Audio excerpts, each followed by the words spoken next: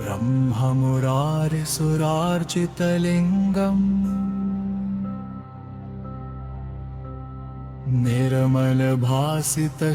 निर्मलभासितशोभितलिङ्गम्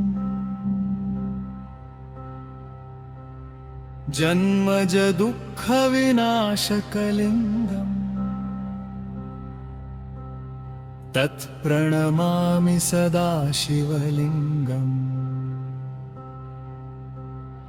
देवमुनिप्रवरार्चितलिङ्गं कामदहं करुणाकरलिङ्गं रावणदर्पविनाशनलिङ्गं तत्प्रणमामि सदा शिवलिङ्गं सर्वसुगन्धिसुलेपितलिङ्गं बुद्धिविवर्धनकारणलिङ्गं सिद्धसुरासुरवन्दितलिङ्गं तत्प्रणमामि सदा शिवलिङ्गं कनकमहामणिभूषितलिङ्गं फणिपतिवेष्टितशोभितलिङ्गं दक्षसूयज्ञविनाशनलिङ्गं तत्प्रणमामि सदा शिवलिङ्गं कुङ्कुमकन्दनलेपितलिङ्गं पङ्कजहारसुशोभितलिङ्गं सञ्चितपापविनाशनलिङ्गं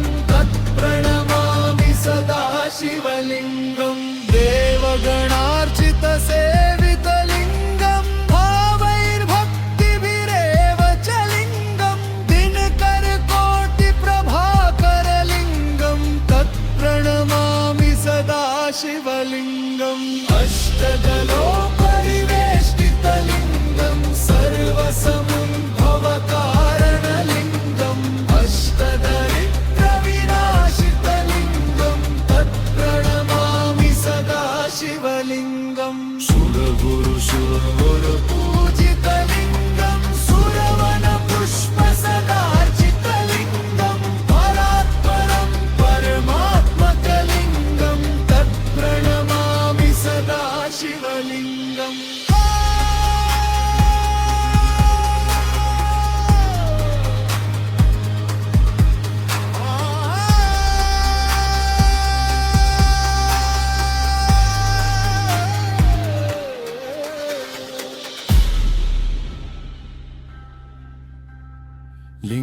लिङ्गाष्टकमिदं पुण्यं यः पठेत् शिवसन्निधौ शिवलोकमवाप्नोति शिवेन सह मोदते जन्ममुरारिसुरार्चितलिङ्गं परिमलभासितशोभितलिङ्गं जन्मजदुःखविनाशकलिङ्गं तत्प्रणमामि सदा शिवलिङ्गं देवमुनिप्रवरार्चितलिङ्गं कामदहं करुणाकरलिङ्गं रावणदर्पविनाशनलिङ्गं तत्प्रणमामि सदा शिवलिङ्गं सर्वसुगन्धिसुलेपितलिङ्गं बुद्धिविवर्धनकारणलिङ्गं सिद्धसुरासुरवन्दितलिङ्गं